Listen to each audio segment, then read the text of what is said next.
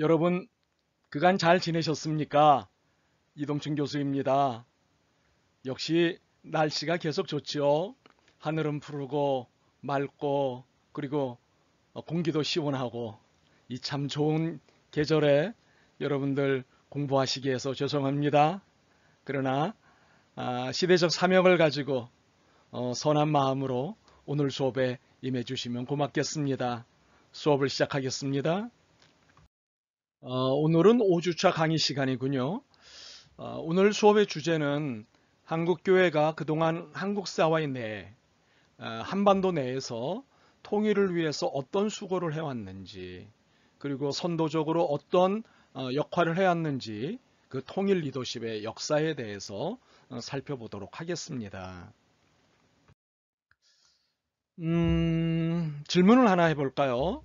한국교회가 통일 문제에 관심을 가진 것은 언제부터일까요? 음, 네, 어려운 질문이죠. 해방 직후 분단이 시작된 때부터입니다. 일제강점기에 누구나 다 그랬겠지만 한국교회는 해방을 간절히 원했고 그것을 위해서 정말 많은 수고를 했습니다. 그러니 분단에 대해서 침묵할 리가 없었습니다. 그렇기 때문에 해방 직후 분단이 시작되던 때부터 끊임없이 통일 문제에 관심을 지금까지도 가져오고 있습니다.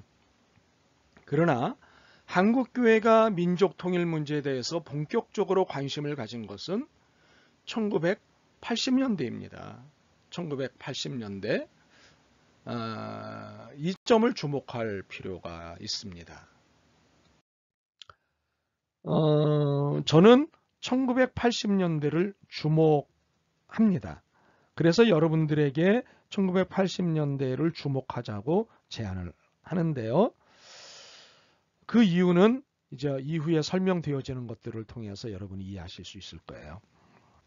그러니까 한국교회가 민족 통일 문제에 대해 본격적으로 관심을 가진 것은 1980년대 들어서면서부터라고 하는 사실이에요. 물론 1972년에 7.4 공동성명서가 발표되면서 한국교회는 교회가 통일 문제에 적극적인 관심을 가져야 한다는 당위성을 갖게 됩니다. 이 1972년에 7.4 공동성명서라고 하는 것이 나오는데 이것은 최초로 남북 정상 간의 합의에 의해서 탄생되어진 남북 공동성명서예요. 이것은 굉장히 중요한 공동성명서이기 때문에 우리의 수업 내내 이 7.4 공동성명서 문제가 이야기가 될 거예요. 오늘은 자세히 설명을 안 하고 이런 성명서가 있다는 것만 말씀을 드리고 이후의 수업에서 계속 이 얘기를 더 구체적으로 하나씩 전개해 드리도록 하겠습니다.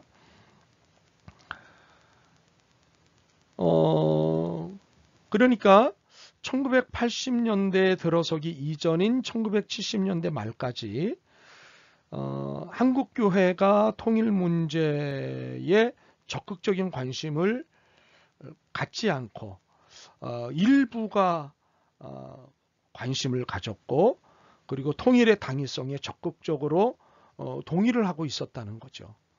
그러니까 적극적으로 동의하는 몇몇 인사들과 한국기독교교회협의회, 우리 수업에서는 NCCK라고 보통 일컬어질 텐데요. 한국기독교교회협의회를 중심으로 이러한 통일의 당위성에 대한 한국교회 논의가 전개가 되었다고 볼 수 있습니다. 이것은 민족 통일에 대해 소극적이고 부정적이던 교회의 태도가 80년대에 들어서면서 민주화 운동과 함께 민족 통일을 시대에 주어진 교회의 사명으로 인식하기 시작했다는 것입니다. 그러나 다시 말씀을 드리지만 이러한 인식의 전환은 여전히 NCCK를 중심으로 한 인식이었지 한국교회 전체의 인식은 아니었습니다. 당시에도 사회적 분위기는 여전히 반공 이데올로기가 우세했기 때문입니다. 이후에 민주화가 진일보하면서 문민정부가 탄생했고 김대중 정부가 들어서면서 통일 문제는 공식적으로 거론할 수 있는 주제가 되었습니다. 북한을 반공 이데올로기로 보는 것이 아니라 대화 상대자로 인정한 상태에서 통일 문제를 공식적으로 다룰 수 있는 환경이 되었다는 거예요. 물론 대화의 상대자로 인정을 한다고 정부가 이야기를 했어도 여기에 많은 갈등이 있었고 많은 반대가 있었던 것은 사실이지만, 그러나 이전의 분위기에 비하면 김대중 정부 들어서서 북한을 반공 이데올로기로 보는 것이 아니라 대화의 상대자로 인정한 상태가 되었다는 건 굉장히 획기적인 사실이었던 거죠. 이러한 남북한 화해의 분위기는 노무현 정부에까지 이어졌습니다. 그러다가 이명박 정부가 들어서면서 남북이 다시 경색 국면에 접어들고 맙니다. 그리고 박근혜 정부에서 개성공단이 중단이 되기까지 하면서 더 경색 국면으로 접어들게 되죠. 그러다가 문재인 정부가 들어서면서 다시 남북의 대화의 물꼬가 열리게 되죠. 그리고 오늘에 이릅니다. 이렇게 살펴보면 정부가 바뀜에 따라 통일 논의는 진일보하기도 하고 정체가 되기도 하는 변화를 맞듯이 한국교회도 통일에 대한 시각이 시시로 변하는 것을 보게 됩니다. 이러한 모습은 통일에 대한 당위성을 인정하면서도 북한을 바라보는 관점에 따라 혹은 정부의 통일 정책에 따라 달라지는 통일관을 보게 하죠. 이러한 이유들로 한국교회는 북한교회와는 달리 일치된 통일관을 갖고 있지 않습니다. 북한교회는 늘 한결같습니다. 왜냐하면 북한이 한결같은 통일관, 독재 정권이라고 하는 부분이 작동을 하기 때문에 처음부터 일치된 통일관을 가지고 북한교회는 늘 이야기를 해옵니다.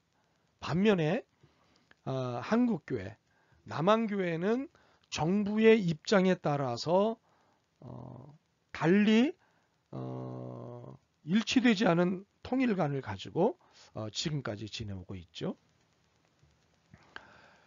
살펴보면 한국교회 내의 통일관은 7.4 공동성명서 지지 여부에 따라 다른 통일관을 갖고 있을 뿐만 아니라 북한을 어떤 관점으로 보느냐, 북한은 어떤 나라이고 어떻게 다루어야 하느냐라고 하는 태도에 따라서 다른 통일관을 갖고 있기 때문입니다. 한국교회 내에 이런 다양한 통일관은 앞에서도 설명을 한번 했습니다만 두 가지 방향에서 정리할 수 있다고 보는데요. 하나는 진보, 보수, 중도라고 하는 방향이고요. 다른 하나는 한국기독교 총연합회와 한국기독교교회협의회, 즉 한기총과 NCCK라고 하는 방향입니다. 그러나 오늘 수업에서는 진보와 보수 그리고 중도가 각각 연대별로 어떤 관심을 가지고 있었느냐를 중심으로 해서 한국교회 통일관의 문제. 그러니까 우리 수업에서 진보, 보수, 중도라고 구분하는 것은 신앙 노선에 따른 구분이고요. 한기총과 NCCK라고 하는 구분은 연합기관에 따른 구분입니다. 물론 이 수업이 구별하는 보수와 진보의 구별은 일반적인 구분에 따른 것이지 개개교단의 신앙 노선과 정확하게 일치하는 것은 아닙니다. 이렇게 편의상 구분을 하고 일반적인 구분의 방식을 따라서 정리해서 우리의 수업 이끌어 나가는 것이니까 개별적으로 깊이 들어가면 또 다른 이야기가 좀 진행이 될 필요가 있습니다. 그것은 우리의 수업이 진행되어지는 과정에서 필요에 따라서 설명을 드리도록 하겠습니다. 아이쿠. 네, 출석 체크를 하겠습니다. 한국교회가 민족 통일 문제에 대해 본격적으로 관심을 가진 것은 언제부터인가요? 방금 전에 설명을 드렸습니다. 한국교회가 민족 통일 문제에 대해 본격적으로 관심을 가진 것은 언제부터인지 적어서 보내주시기 바랍니다. 이번에는 그렇다면 연대별로 한국교회는 어떤 통일관을 신앙 노선에 따라 보여줘 왔는가, 그것을 좀 살펴보도록 하죠. 먼저 1960년대를 살펴보면 보수적 신앙을 가진 쪽에서는 복음 전도에 기초한 민족 복음화에 대한 열망을 더 견고히 하는 시기입니다. 특히 선 민족 복음화, 후 민족 통일론이 보수 진영에 의해서 제기가 되죠.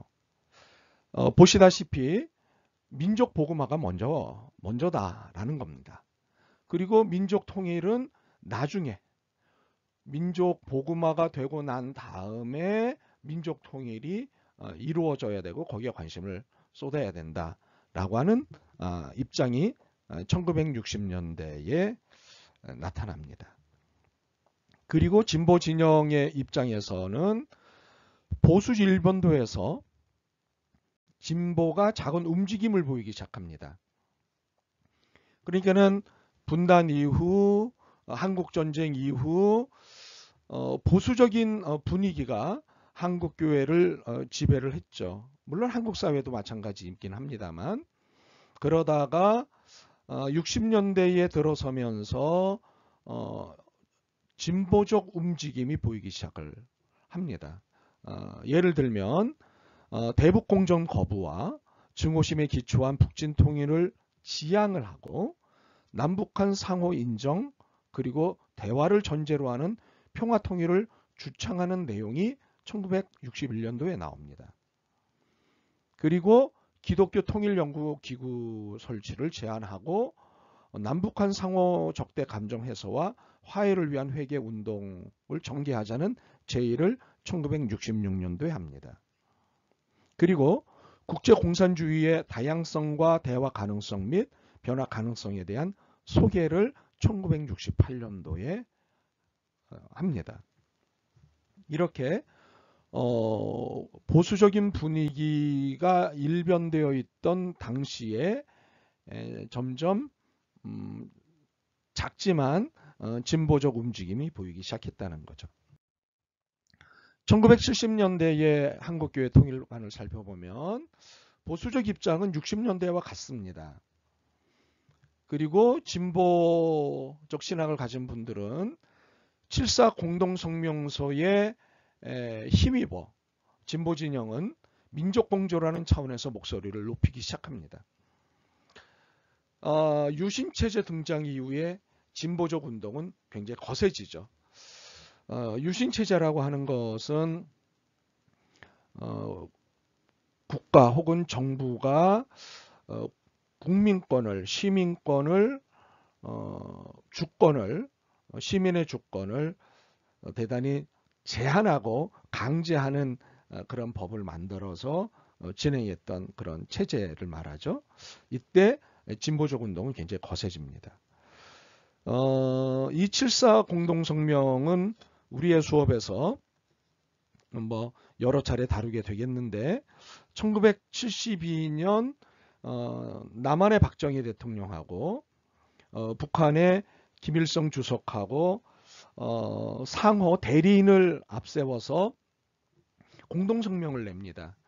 이게 이제 7.4, 7월 4일 날 발표된 공동성명인데 7.4 남북 공동성명이라고 하는 이 내용이 우리의 수업에서 자주 다뤄질 것입니다. 굉장히 중요한 선언문이고 굉장히 중요한 통일을 향한 몇 가지 중요한 가치들을 가지고 있기 때문이죠. 이렇게 7.4 공동성명서에 의해서 진보 진영은 민족 공조, 그러니까는 민족이라고 하면 남한 북한을 다 얘기하는 것 아니겠습니까? 남북한의 공조라는 차원에서 목소리를 높이기 시작했다고 하는 사실입니다. 80년대를 살펴볼까요? 80년대의 보수적 입장은 북한 선교라는 방향을 잡습니다. 그리고 이것을 목표로 하여 진보 진영과 차별화된 행보를 하기 시작하죠. 그런데 북한 선교에 대한 태도는 매우 전투적인 성격을 띱니다. 굉장히 공격적이고 배타적이고 일방적인 그런 태도로 북한 선교에 대한 태도를 취합니다. 이게 굉장히 문제가 되는데요. 나중에 이 공격적 또는 전투적 북한 선교의 방식에 대한 평가를 우리 수업에서 중반 이후부터 하게 될 것입니다. 그때 가서 더 자세히 말씀을 드리도록 하지요. 진보적 신앙을 가진 분들은 기독교 통일운동이라는 방향을 잡습니다. 여기에는 세계교회가 주창한 하나님의 선교 개념을 적극 반영하지요. 하나님의 선교 개념은 하나님의 나라라고 하는 신학에 의해서 발전되어진 선교 개념인데 지난번 시간에 설명을 드렸다시피 하나님의 나라 신학 개념은 하나님은 어느 나라든 어떤 사람이든 어떤 일에든 다 당신의 주권을 행사하고 계신다라고 하는 차원에서의 신학 입장이죠. 이 하나님의 나라 신학에 의해서 하나님의 선교 개념이 나타나는데 바로 이 하나님의 선교 개념을 적극 반영하여 기독교 통일운동이라는 방향을 잡습니다. 1988년 제가 아까도 1980년을 주목한다고 말씀을 드린 이유가 바로 이것 때문인데 1988년 2월 29일 한국기독교교회협의회 제37차 총회 여기서 민족의 통일과 평화에 대한 한국기독교 선언을 발표합니다. 이것을 일명 88년도에 발표했다고 해서 88선언이라고 합니다. 이 88선언은 하나님의 선교에 기초한 남북통일운동사의 하나의 획을 긋는 중요한 사건이 됩니다.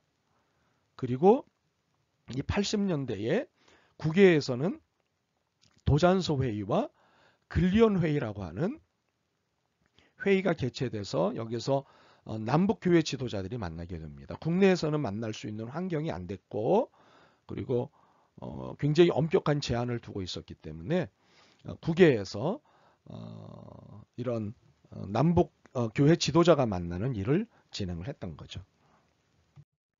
1990년대를 볼까요? 1990년대의 보수적 신앙은 북한 선교 운동이라고 하는 차원에서 접근하는 것은 여전하였지만 놀랍게도 부분적으로 에큐메니칼 진영의 희년 운동을 일부 받아들입니다. 그리고 진보 진영과 남북 나눔 운동을 연대함으로 진일보한 현실적 방안을 모색하죠. 이 90년대를 그런 의미에서 저는 굉장히 감사하게 생각하고 있습니다. 진보 진영은 민족통일운동의 일환으로 희년운동을 전개함으로 하나님의 선교를 적극적으로 반영합니다. 세계교회협의회 WCC라고 이 이야기를 하죠. 세계교회협의회 주선으로 한국 기독교와 북한 기독교도 연맹 사이의 가장 중요한 대화 사건을 WCC가 진행을 합니다. 남북 기독교 국제협의회, 근리온 회의 이런 외국에서 열리는 이 회의가 1986년, 1988년, 1990년, 1995년에 걸쳐서 열렸는데 이 모든 것을 WCC가 주관을 해주고 주선을 해줬죠. 그리고 제1대한기독교총회와 북미주 기독자회의, 유럽 기독교 교회를 매개로 통일운동이 바깥에서 활발하게 전개가 됐습니다. 이러한 외부에서 지원해주는 힘이 안에서 여러 가지로 제약을 받고 있는 한국교회의 통일운동에 힘을 굉장히 보탰죠. 2000년대를 살펴볼까요? 2000년대에 보수적 입장을 가진 분들은 여전히 친북 세력에 대한 경계가 있었습니다. 그리고 북한의 인권 문제를 강조하는 입장을 점점 강화를 시켰습니다. 북한 인권 문제에 대해서는 우리의 수업에서 더 다룰 시간이 있습니다. 그때 더 자세히 말씀을 드리도록 하죠. 진보 진영에서는 정부의 공식적인 남북 교류에 힘입어서 북한과 직접적인 교류가 가능해지자 평화를 위한 종교회의 및 타종교와의 연합운동을 진행합니다. 이 2000년대는 여러분이 기억하시다시피 김대중 정부와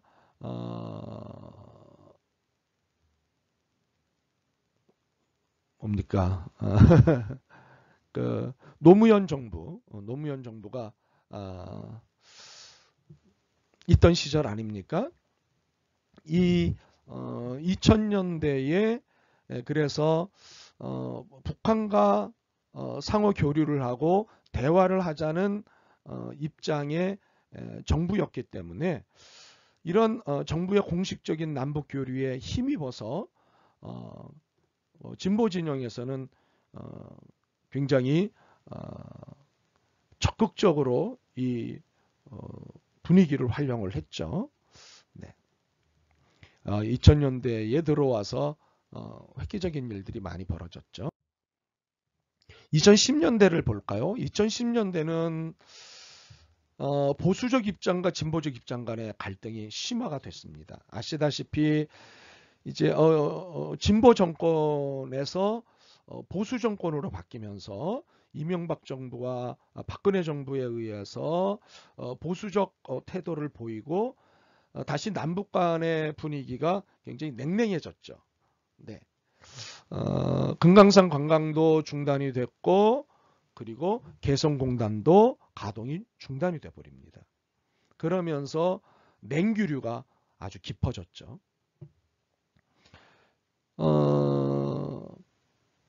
진보 진영은 보수 정권의 재집권으로 인해 일종의 신냉정기를 어떻게든 풀어보려고 하는 여러 가지 그런 애씀들이 있었습니다. 그럼에도 불구하고 2000년대에 보여주었던 그 열린 태도가 이제는 2010년대에 들어와서는 닫힌 태도로 바뀌고 말아 남북 화해 분위기가 굉장히 어색해졌죠. 2020년대를 들여다볼까요? 2020년대는 보수적 입장과 진보적 입장 간의 갈등이 여전하지만 드디어 2018년 이후에 수차례에 걸친 대화가 가지고 오는 긍정적인 경험을 한 일이 통일 담론의 변화를 가지고 오죠. 아, 만나니까 좋아지는구나. 자주 만날수록 좋아지는 거구나. 대화는 필요하구나. 라고 하는 사실을 깊게 인식을 하기 시작했죠. 다시 한번. 결국 2018년 진보적 정권이 들어서면서 적극적인 남북 대화를 시도하므로 다시 2000년대 이상의 화해적 분위기가 만들어지죠. 이로 인해서 한국교회의 화해와 평화 신학적 담론이 활발해지기 시작했습니다. 지금은 또다시 소강 상태에 접어들고 코로나19 사태로 인해서 남북 관계를 푸는 일을 지금 적극적으로 하지 못하고 있죠. 어서 코로나19 사태가 종식되어지기를 바라는 마음은 통일 논의를 더 깊게 들어가게 하기 위해서라도 사실은 필요하죠. 중도의 입장을 보면 중도는 이제 보수와 진보의 중간이라고 얘기하는데 때에 따라서는 보수적인 색깔이 더 나타나기도 하고 때에 따라서는 진보적인 색깔이 더 나타나기도 하지만 중도가 진보와 보수의 브릿지, 다리 역할을 하기 위해서 애쓴 부분이 많이 있습니다. 이 중도적 입장을 가진 그룹에서 내놓은 몇 개의 선언문들이 있는데 그 선언문들 중에 1993년 4월 17일 내놓은 남북나눔운동 창립 선언문, 남북나눔운동의 4가지 실천 방안이라고 하는 이 문서가 굉장히 의미가 깊습니다. 기회가 됐는 대로 전문을 소개하도록 하겠습니다. 1994년 2월 19일에 1994년 한국기독인 통일선언이라고 하는 선언문이 나옵니다. 그리고 2008년 11월 21일 계속되는 남북관계 경색을 우려하는 기독인의 입장이라고 하는 문서가 나옵니다. 그리고 2009년 3월에 평화와 통일을 위한 한국교회 3.1 선언문이라고 하는 것이 나옵니다. 이 중도적 입장을 가진 이 4개의 선언문을 왜 주목할 필요가 있는지는 나중에 더 자세히 설명을 드리도록 하겠습니다. 몇 개의 선언문을 좀 주목을 하려고 하는데요. 우리 수업에서 이 선언문의 전문을 여러분들한테 소개를 하겠습니다만은 먼저 주목하고 싶은 선언문이 있습니다. 그것은 조금 전에도 설명을 했다시피 1988년 2월 29일 NCCK에서 발표한 민족의 통일과 평화에 대한 한국 기독교의 선언이라고 하는, 약칭하여 88선언이라고 하는 것을 주목하겠습니다. 그리고 1989년 4월 2일 문익환 목사님이 방북을 하고 난 이후에 발표한 성명문이 있는데 4.2 남북공동성명입니다. 그리고 한기총이라고 약칭하는 한국기독교 총연합회가 1996년 12월 17일 발표한 선언문이 있는데 한국교회의 통일정책 선언문이 있습니다. 이것을 주목하겠습니다. 그리고 1998년 11월 9일 이것은 NCCK에서 88선언을 발표한 이후 10주년이 된 이후에 기념하여 한국기독교교회협의회 88선언 10주년 기념 선언문이라고 하는 것을 발표합니다. 이 선언문에도 관심을 갖겠습니다.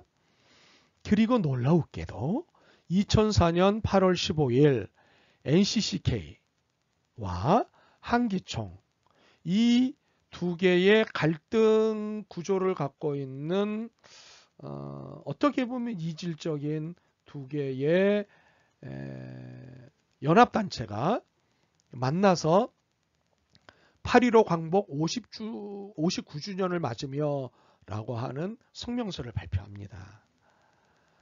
저는 개인적으로 이때 이 발표문을 들으면서 굉장히 감격했습니다. 이 성명서를 주목하도록 하겠습니다. 그리고 2009년 3월 1일 발표한 평화와 통일을 위한 한국교회 3.1 선언문이라고 하는 이 선언문도 주목하겠습니다. 그리고 2013년 11월에 WCC 제10차 총회가 부산에서 열렸습니다.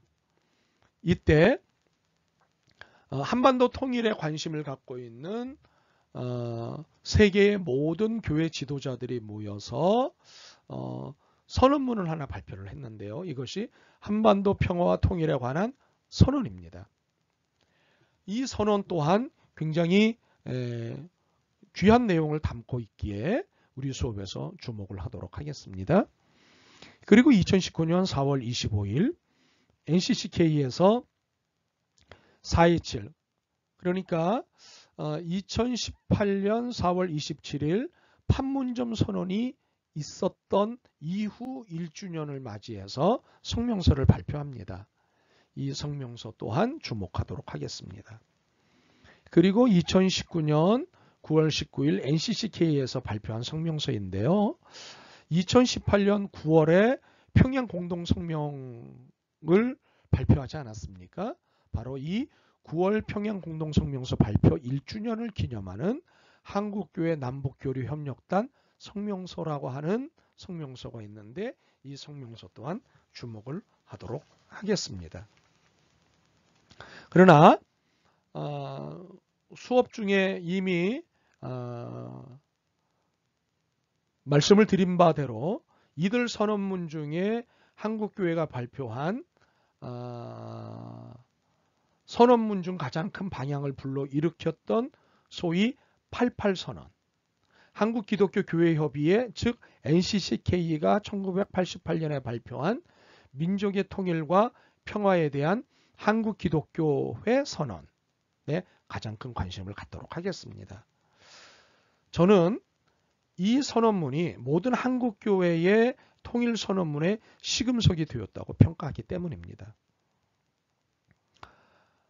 이것은요, 한국교회의 통일 리더십에 있어 선두적인 역할을 하는 NCCK조차도 공식적으로 88선언문이 자신들의 통일 방안에 대한 입장을 가장 잘 설명하는 것으로 발표를 하고 있기 때문이죠.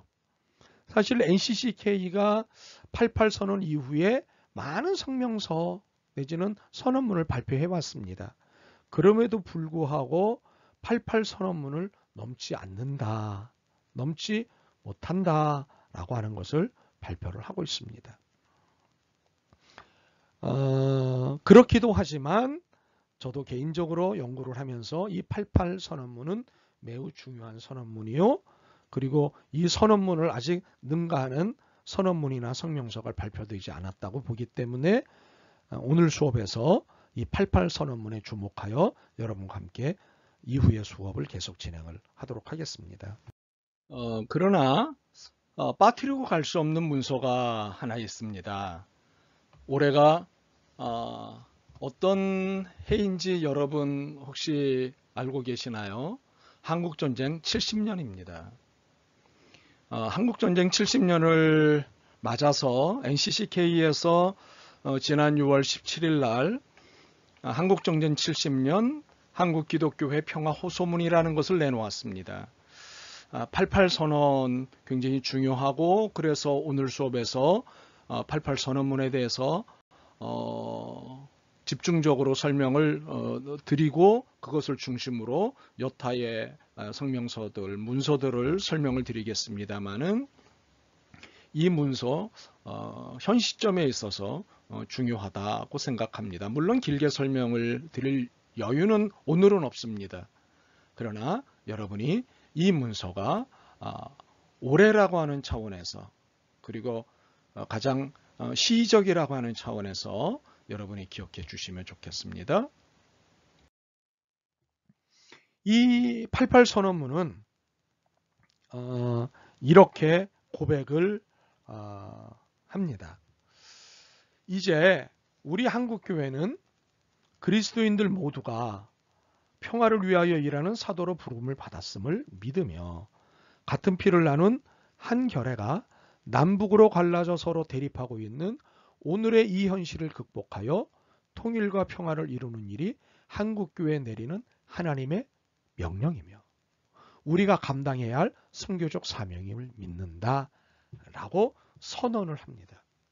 즉 평화와 통일을 이루는 것, 통일과 평화를 이루는 것, 바로 이 일이 한국교회에 내리신 하나님의 명령이며 그리고 선교적 사명이다 라고 하는 것을 선언합니다.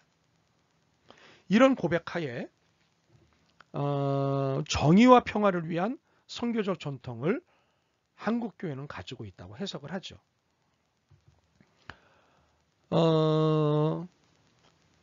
이 땅에 예수 그리스도의 복음이 전파된 지 100년이 지나는 동안 공교회가 저지른 민족사에 대한 많은 허물에도 불구하고 한국 그리스도인들은 하나님의 나라를 선포함으로써 이 땅에 살고 있는 백성들의 참 소망이었던 해방과 독립을 실현하고 애써왔다. 일제치하에서 백성들에게 위로와 소망을 주고 3.1운동이 앞장섰으며 남북이 분단된 상황에서도 분단의 현실 속에서 고통당하는 피난민들과 전쟁 고아들과 희생자들을 돌본 것은 한국교회였다고 이야기합니다. 그러나 세계의 정치 구조와 이념 체제로 말미암아 한반도는 분단을 맞는 속죄양의 고난을 당하고 있다고 고발을 하죠. 이렇게 얘기합니다. 한반도의 남북 분단은 현대 세계의 정치 구조와 이념체제가 낳은 죄의 열매이다. 세계 초강대국들의 군사적, 이념적 대결, 상호 분쟁 속에서 한국 민족은 숙제양의 고난을 당하여 왔다. 이 부분은 이미 지난 수업에서 분단과 한국전쟁의 원인과 이유, 책임론을 다루는 분야에서 이미 여러분이 이해가 되신 부분입니다. 바로 그 부분을 88 선언문 안에 과감하게 이야기를 하는 것입니다. 이러한 결과가 난 것은 무엇이냐 라고 하는 것을 설명을 합니다. 결국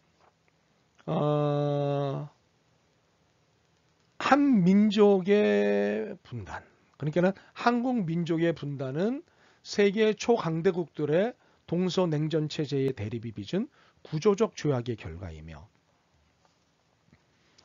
남북한 사회 내부의 구조악의 원인이 되어 왔다. 네. 그러니까는 세계 내의 구조적 죄악의 결과이자 결과로 나타난 이 분단의 형편이 남북한 사회 내부의 구조의 악의 원인이 되어 왔다고 하는 사실이에요. 분단으로 인하여 우리는 내 이웃을 내 몸과 같이 사랑하라는 하나님의 계명을 어기는 죄를 지금까지도 끊임없이 범해왔죠. 우리는 갈라진 조국 때문에 같은 피를 나눈 동족을 미워하고 속이고 살인하였고 그 죄악을 정치와 이념의 이름으로 오히려 정당화하는 이중의 죄를 범하여 왔다는 사실입니다. 분단은 전쟁을 낳았으며 우리 그리스도인들은 전쟁 방지의 명목으로 최강 최신의 무기로 재무장하고 병력과 군비를 강화하는 것을 찬동하는 죄를 범했다. 이러한 과정에서 한반도는 군사적으로 뿐만 아니라 정치, 경제 각 분야에서 외세에 의존하게 되었고 동서냉전 체제에 편입되고 예속되게 되었다.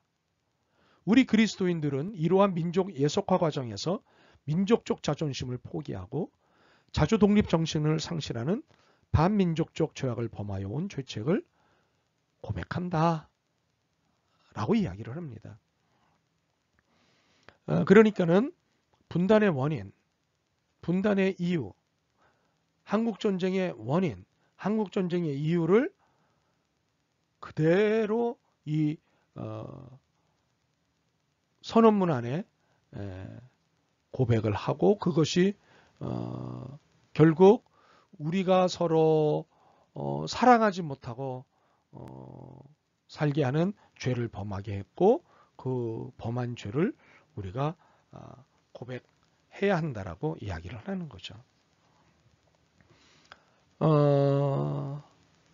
이렇게 오랜 증오와 적개심을 품고 왔던 일이 우리의 죄임을 하나님과 민족 앞에서 고백하는 그 두 번째로 이 내용을 이야기합니다.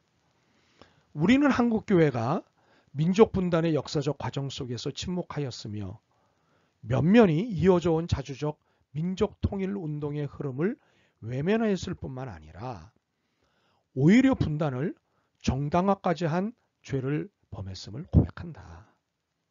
이게는 분단을 정당화한 거 이것도 죄라고 하는 것이죠. 남북한의 그리스도인들은 각각의 체제가 강요하는 이념을 절대적인 것으로 우상화하여 왔다. 이것은 하나님의 절대적 주권에 대한 반역죄이며 하나님의 뜻을 지켜야 하는 교회가 정권의 뜻에 따른 죄이다.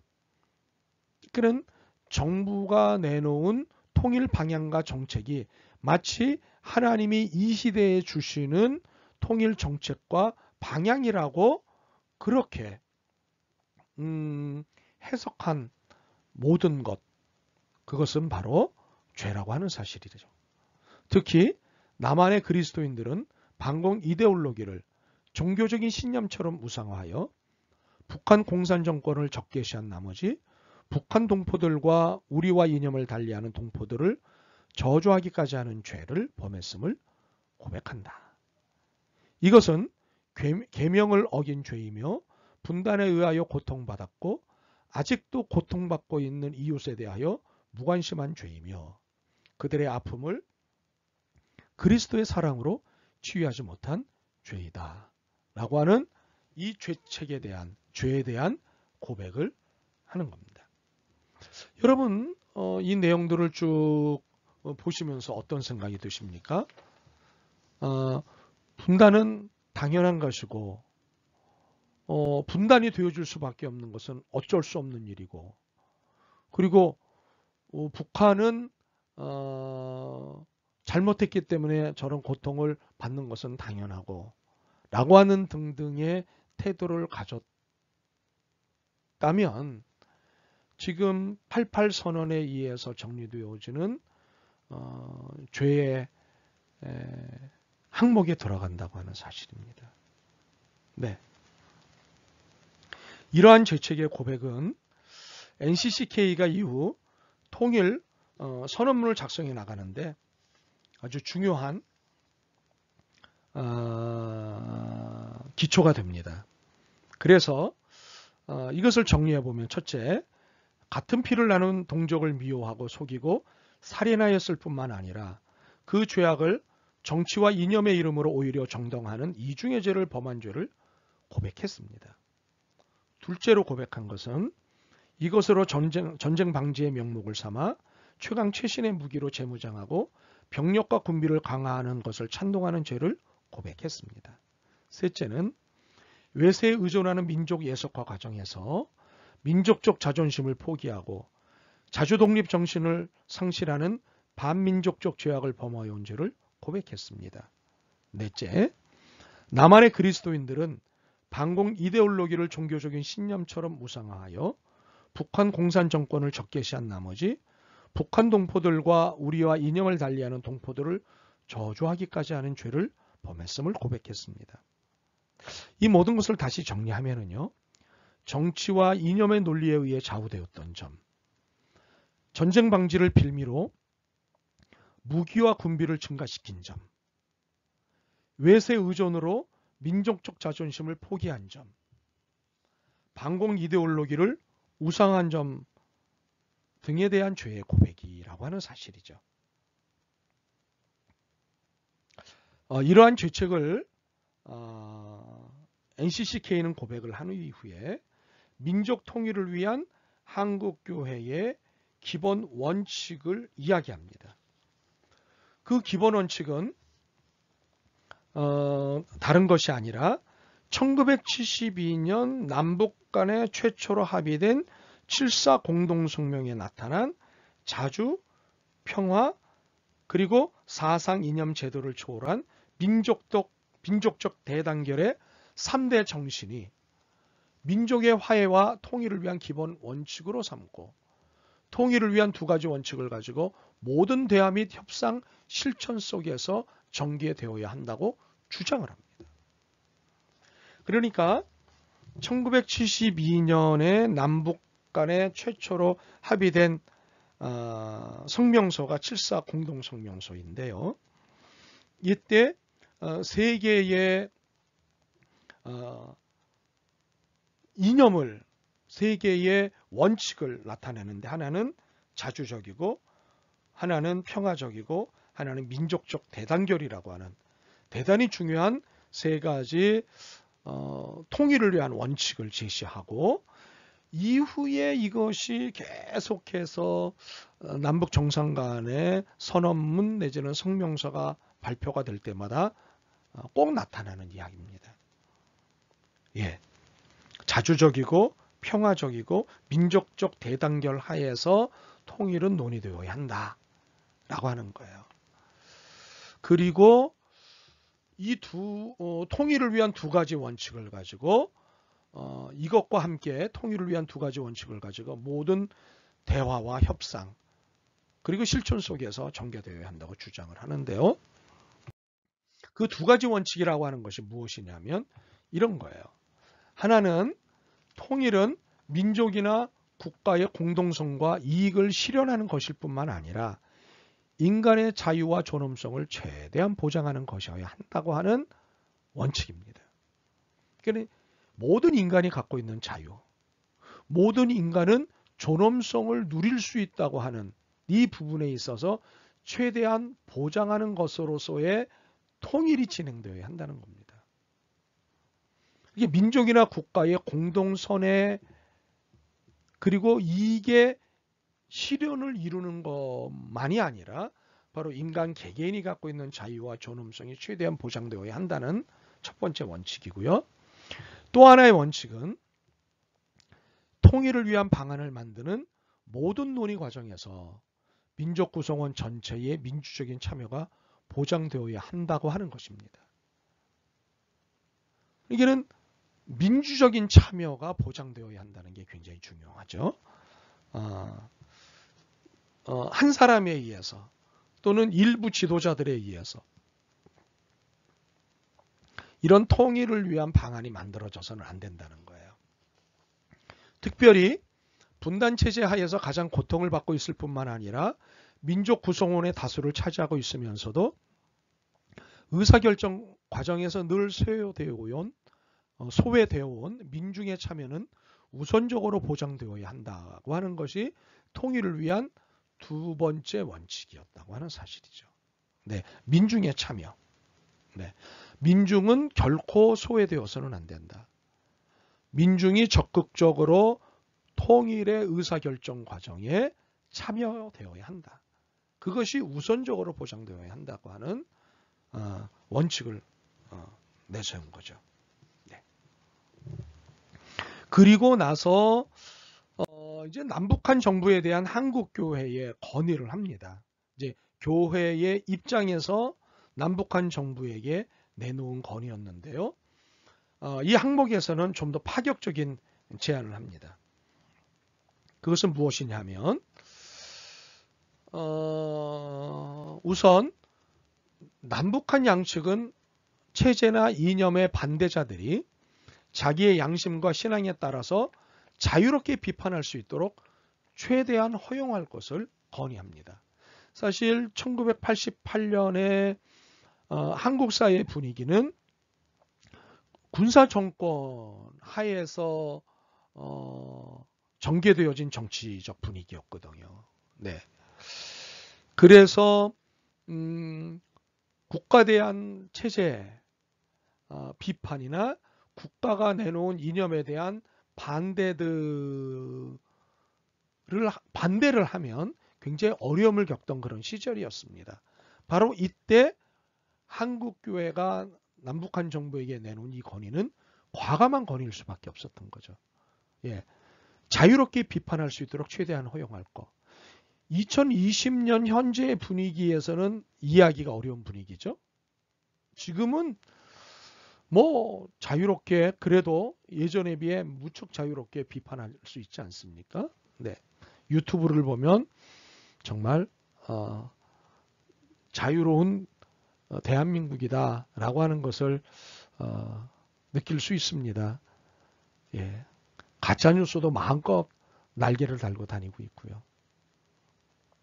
또 하나의 건의는 평화협정이 체결되고 남북한 상호 간의 신뢰 회복이 확인되며 한반도 전역에 걸친 평화와 안정이 국제적으로 보장되었을 때 주한미군은 철수해야 하며 주한유엔군 사령부도 해체할 것을 서슬퍼런 1988년도에 건의를 했습니다. 사실 지금은 미군 철수가 공공연하게 이야기되지 않습니까? 미국 쪽에서도 얘기가 되고 있고 그 한반도 방위비 분담 논의에 있어서 미국하고 협상 과정에서 미국이 정말 말도 안 되는 금액을 제시하자 남한 사회에서 그동안에 친미적 성향을 보이던 분들조차도 미군 철수를 얘기할 정도가 되지 않았습니까? 네, 주한미군 철수를 이 당시에 얘기했다는 건 사실 대단합니다. 그리고 앞으로 우리 수업에서 유엔군 사령부 문제도 거론이 될 것인데 이 부분에 대한 이야기도 하도록 하겠고 이 당시에 서슬퍼런 정치 분위기에서 주한유엔군 사령부를 해체할 것을 건의했다고 하는 사실입니다. 그리고 이때 한반도에 배치되었거나 한반도를 겨냥하고 있는 모든 핵무기는 철거할 것을 북한 정부에게 건의를 했습니다. 그리고 남한에 배치되어 있는 미국의 핵무기에 대해서도 동일한 이야기를 했던 거죠. 그러면서 이렇게 이야기를 합니다. 평화와 통일을 위한 선교적 소명은 한반도의 모든 그리스도인들의 보편적인 과제이므로 한국교회는 북한 기독교 공동체의 신앙과 삶을 위하여 기도하며 남북한 교회의 상호 교류를 위하여 노력할 것이다 라고 천명합니다. 기도하며 노력할 것이다. 네, 이게 굉장히 중요하죠. 네. 이렇게 NCCK는 1988년 88선언을 통해서 매우 과감한 이야기를 했습니다. 그리고 10년 후인 1998년 88선언의 실천 여부를 평가하면서 달라진 환경 하에서의 통일 방안을 98선언을 통해서 제안했습니다. 물론 98선언은 88선언의 큰 틀 안에서 보완적 제안이었기는 합니다. 그러나 88선언에서 죄책 고백을 하는 것으로 통일을 촉구하는 선언을 했던 것처럼 98선언은 달라진 환경 하에서의 추가된 죄책을 고백해야 할 것을 선언하였습니다. 그것은 개발 독재와 정경유착, 재벌의 무차별 성장주의와 부정부패, 그리고 지역 배타주의와 목적 달성을 위한 철저한 자기중심주의와 한국교회가 걸어온 성장제일주의와 교파 우선주의에 대한 그러한 지적과 함께 그러한 것을 고백해야 한다고 주장을 했던 거죠. 그리고 98선언은 특히 통일에 대한 개념 정리를 시도하였습니다. 즉 새로운 인간성, 새로운 공동체의 실현으로서의 통일, 회개에 기초한 출발, 대화적 가치를 존중하는 통일, 교회적 거듭남의 과정, 선교적 과정으로서의 통일로 그 개념을 정리하였습니다. 그리고 통일을 향한 실천 과제를 우리 교회에게, 남북 교회에게, 에큐메니칼 공동체들에게, 남북 당국자들에게, 한반도 주변 강대국들에게 각각 제안을 하였습니다. 실천 과제 제안에서 보다 적극적이었던 것, 바로 그것은 이런 이야기였습니다. 통일운동은 진보와 보수를 아우르는 대중적 연대 운동이어야 한다. 대중적 연대 운동이어야 한다고 주장을 합니다. 그러니까 민중이 적극적으로 즉 남북의 민중 그리고 남한 내의 진보와 보수의 민중들이 대중적 연대 운동을 해야 한다. 대중적 연대를 하는 대중적 연대 운동이어야 한다는 거죠. 민족의 장래가 걸린 통일 문제를 접근하는 방식의 차이는 있을 수 있어도 민족을 사랑하는 마음에는 차이가 있을 수 없기 때문이다 라고 그 이유를 설명을 합니다. 왜 대중적 연대 운동이어야 하느냐. 즉 통일운동은 진보와 보수를 아우르는 대중적 연대 운동이어야 한다고 하는 그 이유를 설명한 거예요. 그러나 우리의 의식과 현실을 오랫동안 지배해온 레드 컴플렉스, 풀어서 설명하면 빨갱이 컴플렉스, 빨갱이 불안감, 이런 레드 컴플렉스를 근본적으로 극복하며 버려야 한다고 하는 거죠. 그렇게 함으로써 우리는 훨씬 자유롭게 분단 체제를 예언자적으로 비판하며 새로운 통일의 역사를 열어갈 수 있을 것이다. 여기에서 우리는 지난 50년간 우리를 괴롭혀온 교조적 반공주의를 벗어버리고 민족적 통일 이념을 새롭게 정립해야 한다라고 98선언에서 이야기를 합니다.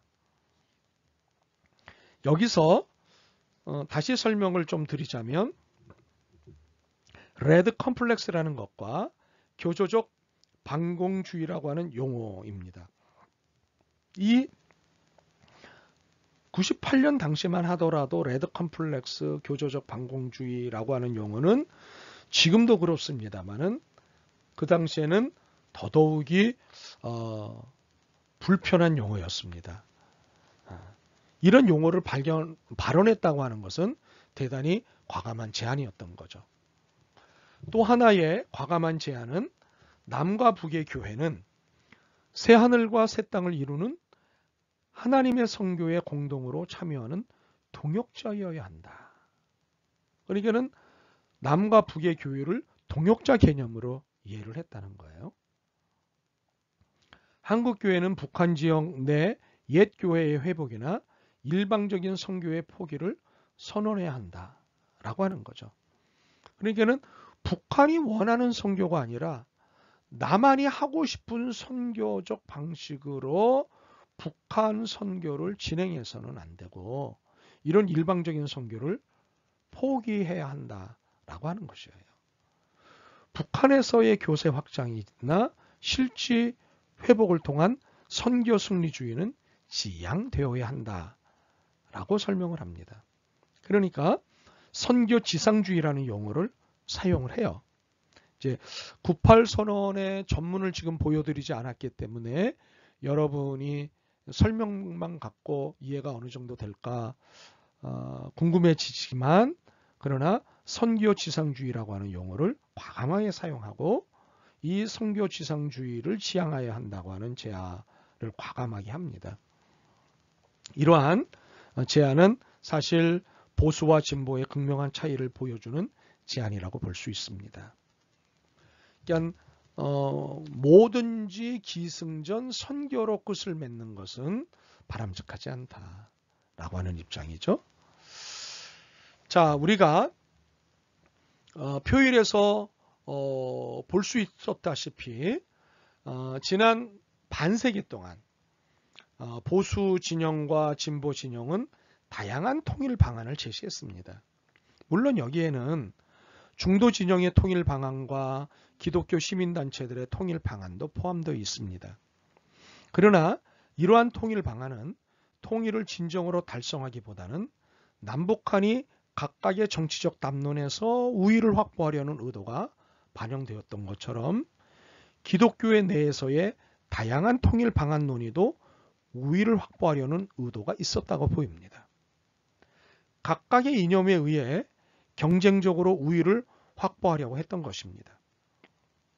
때로는 통일의 논리를 내세워 상대방을 몰아세우거나 억압하기도 했고 체제를 유지하는 방편으로 삼기도 했던 것입니다. 그러나 그동안에 전개되었던 보수 진영과 진보 진영 내에서의 다양한 통일 방안들을 평가할 때 이러한 부정적인 평가가 있음에도 불구하고 NCCK와 한기총이 각각 발표한 통일에 관한 선언에서 하나님의 주권을 고백했다는 사실은 다름보다는 같음의 여지가 더 많다는 것을 보여준 것이라고 그렇게 평가하고 싶습니다.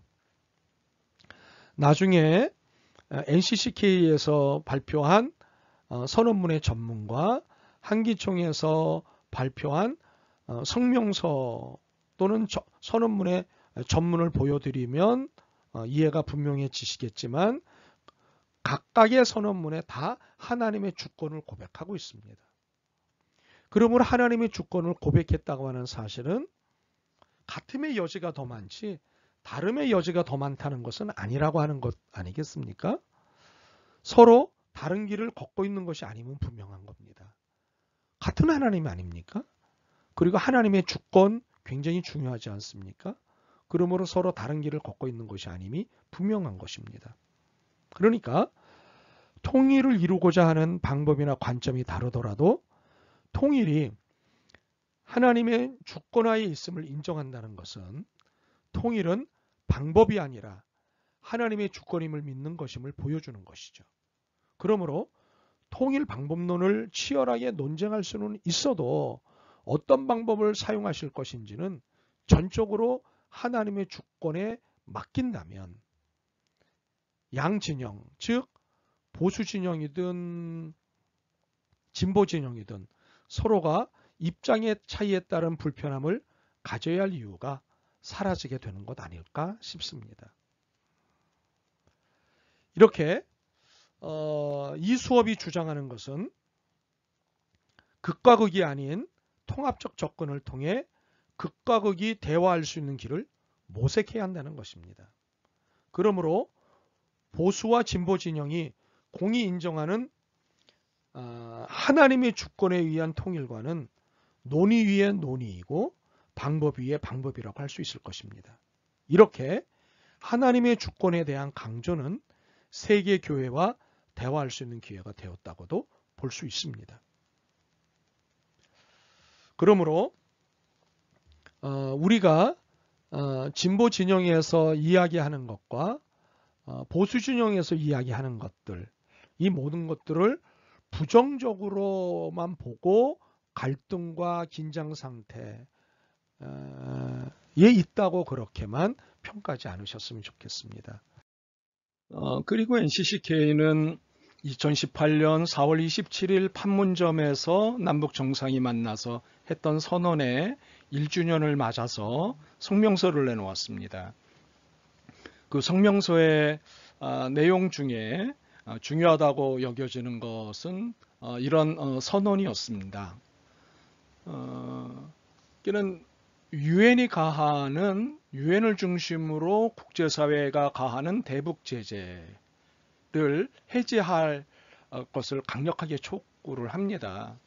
그 이유는 북한의 어린이 여성 장애인들의 삶이 굉장히 피폐해지고 경제적인 문제로 인해서 어려워지고 있다는 것을 잘 알고 있는 상황에서 그들의 삶을 생명을 보존해야 된다라고 하는 차원에서 강력하게 이 부분을 우리가 하는 국제사회의 대북 제재 즉각 해제를 촉구했습니다. 그리고 한반도 비핵화 지대를 실현할 수 있는 핵무기 금지 조약에 가입할 것을 남북한 정부 모두에게 강력히 요구를 하고요. 그리고 다시 남북 경협이 남북 경제 협력이 활성화되어야 된다는 것을 강조합니다. 그리고 남북 이산가족 문제를 적극적으로 다시 추진해야 된다는 것을 강조합니다. 분단 이후 한국전쟁 이후 이제 이산가족의 85%가 70세 이상의 고령인 점을 고려할 때 이것은 굉장히 시급한 문제, 인도적 차원에서 시급한 문제라고 여겨서 이 부분을 이제 강조하는 거죠. 그리고 DMZ 평화 수역, 평화 구역으로 선언을 했는데 이 DMZ가 정말 세계 평화의 지대로 상징으로 그렇게 거듭날 수 있도록 노력하자. 그리고 그곳에서 우리의 수고, 특별히 교회의 수고는 기도와 맞물려 있는 것이다 라고 이야기를 하죠. 그리고 더불어서 이제 국내의 어떤 인권 문제 이런 부분을 거론을 했습니다. 그리고 이제 NCCK에서 2018년 연이어서 4월 달에 이어서 9월 달에 평양에서 남북 정상회담이 열리지 않았습니까? 그것의 1주년을 기념해서 한국교회 남북교류협력단 성명서라고 하는 것을 발표를 했습니다. 거기서 우리가 주목하는 것은 이제 이 성명서 안에서 촉구하는 내용들인데 그동안의 남북 정상회담을 통해서 남북 정상 선언문들을 7.4 남북공동성명서를 시작으로 해서 여러 성명서가 나왔습니다. 남북 정상회담을 통해서 그때 했던 약속들을, 남북 상호 간에 했던 정상을 통해서 했던 약속들을 이행할 것을 촉구하는 그런 내용이 담겨 있고요. 특별히 민간 부분에서의 교류와 협력에 정부가 적극적으로 역할을 해줄 것을 이제 촉구하는 거죠. 정부 주도형 통일 방안이고 통일 방침이었다면 이제는 민간이 나서서 할 수 있도록 길을 열어주어야 한다. 그것이 오히려 통일로 가는 길에, 그리고 한반도의 평화를 구축하는 일에 훨씬 더 도움이 된다라고 하는 그런 측면의 이야기고, 저도 이 부분에 있어서 동의를 합니다. 그리고 아까 말씀을 드렸다시피 가장 최근에 나온 NCCK의 문서는 한국전쟁 70년 한국기독교회 평화호소문입니다.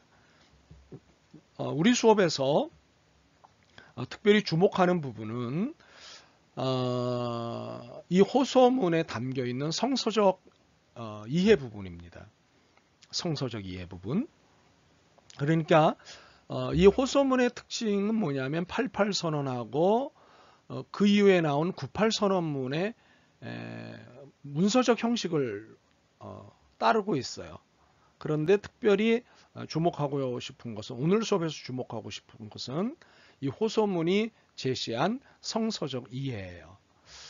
이렇게 이제 성서적 이해 중에서 살펴보고 싶은 것은 화해와 용서가 굉장히 중요하다고 강조를 합니다.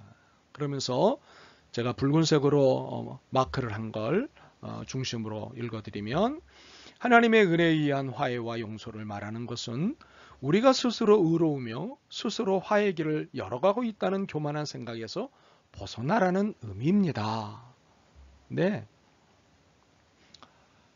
그리고 굉장히 중요한 얘기는 한반도를 살아가는 모든 사람은 가해자이고 동시에 피해자입니다. 라고 하는 선언이에요. 우리가 북한에 대해서 늘 피해자라고 이야기를 합니다. 그러나 우리 수업에서 한국전쟁의 역사를 공부를 하면서 이 부분 충분히 설명을 드렸다시피 우리가 꼭 피해자이기만 하냐 라고 하는 질문을 드렸고, 그것에 대한 여러 가지 자료들을 말씀을 드렸습니다. 그러니까 한반도를 살아가는 모든 사람은 가해자이자 동시에 피해자입니다. 이것을 인정하는 게 굉장히 필요합니다. 네. 그리고 화해는 한 번으로 끝나는 과정이 아니라 끊임없이 반복되는 과정이다. 제가 늘 제가 개설한 강의 때 늘 강조하는 얘기입니다. 화해는 한 번으로 끝나는 과정이 아니다. 끊임없이 반복되는 과정이다. 네. 완전한 화해가 될 때까지 서로 가해자, 피해자 서로 간에 용서하고 용서받고 용서하고 하는 이 작업이 끊임없이 진행되어야 한다고 하는 사실입니다. 네. 이 부분 다시 한번 꼼꼼하게 처음부터 한 번 더 여러분이 읽어보시면 좋겠습니다. 두 번째 출석 체크 시간이군요. NCCK가 2020년 5월 17일에 발표한 한국전쟁 70년 한국기독교회 평화호소문에 보면 한반도를 살아가는 모든 사람은 땡땡땡이고 동시에 땡땡땡입니다 하고 했습니다. 여기서 땡땡땡, 땡땡땡은 무엇입니까? 조금 전에 제가 열심히 설명을 드렸습니다. 네, 여러분 체크해서 보내주십시오. 저는 그런 의미에서 허문영 교수가 한국교회의 통일운동의 긍정적 측면과 부정적 측면을 다음과 같이 정리한 부분을 주목하고 싶습니다. 허문영의 평가에 의하면 두 가지 측면으로 평가가 그에게서 나왔는데요. 긍정적인 측면을 이렇게 이야기합니다. 첫째, 한국 기독교의 통일운동은 시대적 상황에 영향을 받았으나 점차 평화 통일을 지향하는 쪽으로 발전해 왔다. 네. 그러니까 갈등 구조는 계속해서 있어 왔지만 분위기가 비평화적, 폭력적 또는 전쟁을 통한 통일을 지향하던 분위기에서 점차 평화적 수단과 평화적 분위기로서의 통일을 지향하는 쪽으로 발전해 왔다는 거죠. 두 번째로는 한국 기독교 통일운동 가운데 1980년대 진보교단 연합체인 한국기독교교회협의회 활동은 통일 문제에 대한 선교적 과제와 민간 부분의 통일론이 활성화, 정부의 통일론이 독점 타파와 통일 정책에 상당한 영향을 미친 것으로 분석이 된다고 본 것이죠. 사실 NCCK가 발표한 88 선언으로 인해서 당시 정부였던 노태우 정부가 굉장히 긴장을 했습니다. 그리고 88 선언의 분위기에 편승해 민주화 운동이 거세지기 시작하면서 시민들을 민주화에 열망하는 국민들을 안정시키기 위해서 그 당시에 정치적 쇼로도 보일 수 있는 수많은 그 통일 정책들을 그 당시에 내놓았던 거죠. 네, 이게는 88 선언의 영향력이 어마어마했습니다. 지난번 이야기 때도 잠깐 이야기를 드렸었나요? 다른 수업에서 얘기를 했었나요?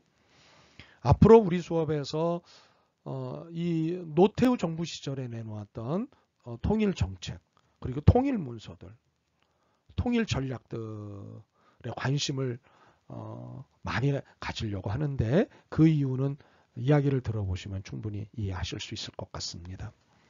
이제 허문영에 의해서 긍정적인 측면의 세 번째는 1990년대에 들어와서는 한국 기독교의 보수교단들도 북방선교 차원에서 민족 통일에 아낌없는 노력을 기울이고 있다 라고 하는 평가를 했습니다. 반면에 부정적인 측면은 이렇다는 거죠. 첫째, 한국 기독교 통일운동은 냉전 시대의 상황에 민감하게 영향을 받아왔다. 따라서 성경적 원리에 입각한 하나님의 공의와 사랑에 근거하여 민족 통일을 추진하기보다는 세속적 정부 논리에 의존하거나 이를 뒷받침하는 상황 순전적 통일 운동을 전개해온 약점이 있다. 정부가 우로 가면 한국교회도 우쪽으로 가는 것이 하나님의 뜻이라고 이야기를 하고, 좌쪽으로 가면 좌쪽으로 가는 것이 하나님의 뜻이라고 이야기를 하고, 그렇게 상황 순종적 통일운동을 전개해온 약점이 있다고 하는 거죠. 그러니까는 성서적 관점에서, 신학적 관점에서 한반도 통일 철학을 또는 통일 담론을 만들어낸 것이 아니라 세속적 정부의 통일 논리에 전적으로 의존한 측면이 많았다라고 하는 평가인 거죠. 충분히 동의가 됩니다. 둘째, 과열된 북한 선교는 민족 통일의 방해 요소가 될 수 있다. 이게 공격적 북한 선교가 지금도 여전한데요. 이 부분은 후반부에 북한 선교를 다루면서 구체적으로 하나하나 평가해 볼 부분이니까 일단 설명은 여기까지 하도록 하겠습니다. 셋째, 일방적 시해의 대북 원조는 민족 통일에 방해가 될 수 있다. 물론 일방적 시해의 대북 원조는 민족 통일에 방해가 될 수 있습니다. 그러나 대북 원조를 이런 식으로 또 부정적으로 평가하는 건 문제가 있다고 하는 것. 이것 또한 우리의 수업을 진행하면서 설명을 드리도록 하겠습니다. 넷째, 기독교 통일 논의의 신학적 배경이 서로 달라 기독교 통일 운동이 분열되고 있다. 맞죠? 진보적 성향과 보수적 성향이라고 하는 대별된 신학적 배경에 의해서 기독교 통일 운동이 분열되고 있는 건 뭐 너무나 사실이에요. 그러나 이전에 NCCK와 한기총이 함께 선언문을 발표한 것, 성명서를 발표한 것, 이것은 굉장히 의미가 있는데 그렇게 분위기가 이어졌으면 좋겠다고 하는 바람인 거죠. 결국 허문영이 지적한 것을 참고하면 진보와 보수의 입장이 분명하던 때가 있었지만 이제는 점차 그 거리를 좁혀가거나 이해 폭을 넓혀가고 있는 상황이라고 그렇게 종합적으로 평가할 수 있지 않을까 싶습니다. 물론 여전히 정부의 통일 논리에 따라 좌우되는 정부 의존성과 서로 다른 신학적 배경으로 인한 의견 일치의 어려움이 있기는 하지만 진보와 보수 서로가 이해 폭을 넓히려는 노력을 하고 있다는 것은 분명 한국교회가 통일의 능동적 주체가 될 수 있을 뿐만 아니라 그 주체가 되어야 한다는 책무를 확인하기에 충분하다고 봅니다. 더욱이 통일은 민족이 화해함으로 평화롭게 되어야 세계 선교로 나갈 수 있는 필수 전제 조건이기 때문에 통일에 대한 교회의 책무는 양보할 수 있는 것이 아닙니다. 물론 통합적인 접근의 방법론에 있어서 정치와 선교의 통합에서 오는 문제점을 인지하고 뛰어넘어 긍정적 방향을 지향할 수 있는 고도의 전략적 지혜가 필요하다고 보는 바, 교회는 비둘기같이 순결하고 뱀처럼 지혜로울 필요가 있습니다. 이는 단순한 통합 자체만이 선은 아니며 이분화된 양 입장의 통합 자체는 긍정적인 결과와 부정적인 결과를 다 가지고 올 수 있기 때문입니다. 그러므로 보수와 진보와 중도 그리고 한기총과 NCCK의 입장들을 종합해보면 분단은 정치, 경제, 사회, 문화적 분단뿐만 아니라 불가시적인 영적 분단을 포함해야 한다고 하는 것입니다. 저는 이것에 사실은 주목을 하고 싶습니다. 그러니까 분단은 정치, 경제, 사회, 문화적 분단뿐 아니라 불가시적인 영적 분단을 포함해야 하는 것이라고 하는 거예요. 세계사의 전개 과정은 하나님의 구속사, 땅끝까지 복음을 전파하고자 하는 세력과 이에 대한 방해 세력과의 영적 갈등의 과정으로 해석될 수 있죠. 그러므로 통일은 영적 분단의 극복이 수반될 때만 온전해질 수 있다고 하는 사실이죠. 분단이 궁극적으로 인간의 타락과 하나님으로부터의 분리 그리고 죄성의 결과라고 하면 진정한 통일은 예수 그리스도를 믿는 믿음에 인한 죄사함과 구원, 하나님과의 화해와 믿는 자의 사랑의 실천을 통해서만 가능하다고 하는 사실이죠. 이것은 하나님 나라의 실현을 의미하는 것이에요. 결국 교회가 하나 더 들여다봐야 되는 것은 영적 분단이라고 하는 차원. 그러니까는 정치적 분단, 경제적 분단, 사회적 분단, 문화적 분단을 포함해서 영적 분단도 교회는 들여다보고 있어야 된다고 하는 사실입니다. 그래야 영적 분단을 해결하기 위해서 수고하는 노력은 바로 용서와 화해와 사랑이라는 것으로 계속해서 나타나고 또 평화라고 하는 것으로 나타나고 결국 이 모든 것이 모여서 통일이라는 것을 이뤄내는 것 아니겠습니까? 어이쿠, 무거운 시간이 돌아왔군요. 네, 그래도 여러분이 이해하시리라고 믿습니다. 이번 주 과제는 우리 수업에서 소개한 NCCK의 성명서들을 종합적으로 정리하고 각 성명서들에서 본인이 느끼는 바를 찾아 적어 보십시오. 여러 건의 NCCK 성명서들을 소개했습니다. 종합적으로 좀 정리를 해보시고요. 각 성명서에서 좀 더 특징적인 부분들이 이것이다 라고 여러분 각자가 느낀 바를 찾아서 적어 보내주시면 좋겠습니다. 과제 제출일은 10월 5일까지 기한을 드리도록 하겠습니다. 사실 우리가 이제 대면 수업 같은 경우라면 정상적으로 우리가 수요일 수업이니까 휴강이 됩니다. 그러나 휴강을 하면 반드시 보강을 해야 합니다. 대면 수업이든 비대면 수업이든. 그래서 저희가 비대면 수업을 핑계 삼아 그대로 이 수업을 진행을 하고 있습니다. 그러니까 여러분들께서 지난번에 제가 공지해 드린 대로 여러분의 양해를 하시고 이 수업을 들으시는 건데, 대신 연휴 중에 가족들과 또 뭐 여러 일정들을 보내시는 중에 과제를 그 기간에 제출하라고 하기에는 제가 죄송해서 10월 5일 월요일 24시까지 시한을 뒤로 돌려놨습니다. 다음 이메일 주소로 A4 용지 1페이지 분량으로 해서 과제를 보내주시면 고맙겠습니다. 며칠 전에 북한이 서해에서, 그러니까 이제 22일 저녁이죠.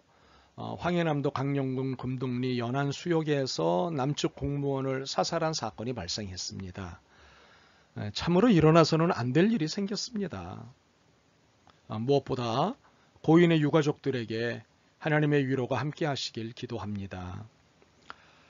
사건의 경위는 시간이 걸리더라도 밝혀야 하고 밝혀질 것이라 생각합니다.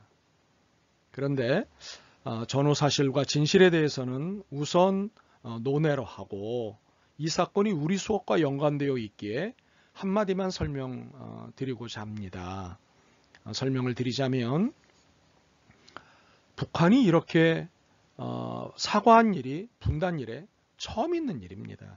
그것도 최고의 존엄이라고 하는 지도자의 이름을 거론하며 사과를 한 것은 정말 놀랄 일입니다. 네, 명분과 체면, 자존심, 이것을 굉장히 앞세우는 나라가 지구상에 북한이거든요. 북한의 이러한 태도에 입각해 볼 때 사과를 했다? 이건 그동안에 있을 수 없는, 기대할 수 없는 일이었어요. 그냥 이거 하나만 오늘은 좀 설명을 좀 드리려고 합니다. 이것은 북한의 변화를 볼 수 있는 대목입니다. 시간상 보다 자세한 내용을 더 다룰 수는 없지만, 이렇게 긴박하고 긴한 아주 중요한 일이 우리 수업과 연관해서 생길 때는 이런 시사적인 부분은 수업 중에 좀 다루도록 하겠습니다. 오늘 수업도 여러분 많이 쓰셨습니다. 고생 많이 하셨습니다. 안녕.